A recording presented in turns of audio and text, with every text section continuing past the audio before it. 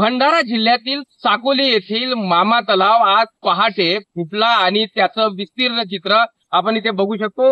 मोठ्या प्रमाणामध्ये पाण्याचा लोंढे वाहत आहे आणि आपण सध्या लाखांदूर महामार्गावर आहो। हा महामार्ग बंद करण्यात आलेला आहे।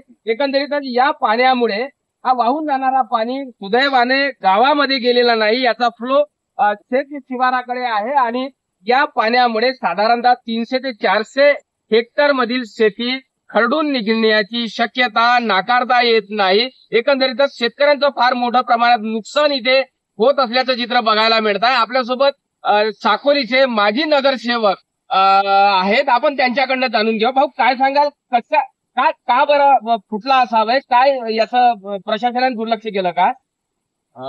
माझं तर सरळ असं म्हणणं आहे सर, मी पहिल्यांदा माझा परिचय देतो। मी माजी नगरसेवक मनीष धबधबे। मला हे म्हणायचं आहे की मागच्या 2 वर्ष आधी सुद्धा, त्याच्या आधी सुद्धा 2दा तलाव फुटण्याची शक्यता आम्ही वर्तवली होती। वेळीच आम्ही काळजी घेतली, त्याची दुरुस्ती घेतली।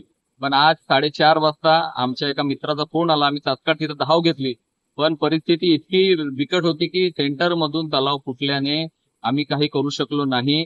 आणि आज मला असं म्हणावं लागेल की आम्ही 2-3 वर्ष झाले, 5 वर्ष झाले सतत पाठपुरावा करत आहोत, पण कुठंतरी हा डिपार्टमेंट, कुठंतरी प्रशासन हे ची दुर्लक्षामुळे हे झालेलं आहे असं मला म्हणायला हरकत नाही।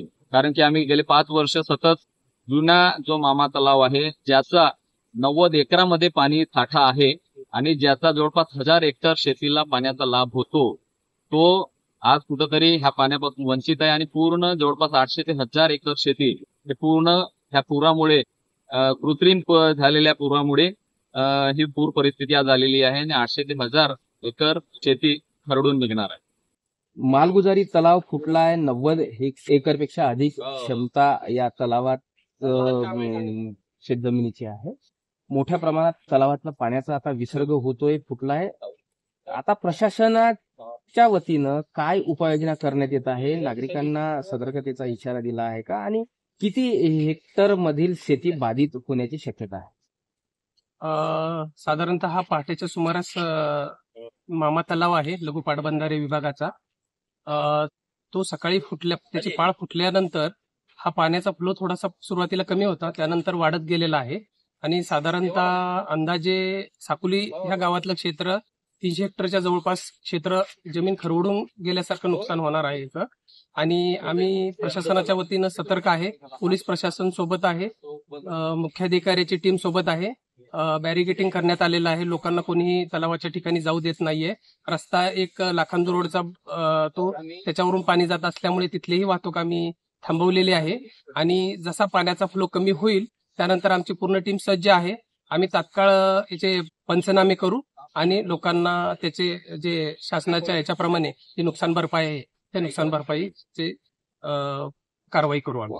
90 एकरामध्ये असलेलं हे तलाव आज फुटलेलं आहे आणि परिस्थिती, हा संपूर्ण परिसर जलमय झालेला आहे।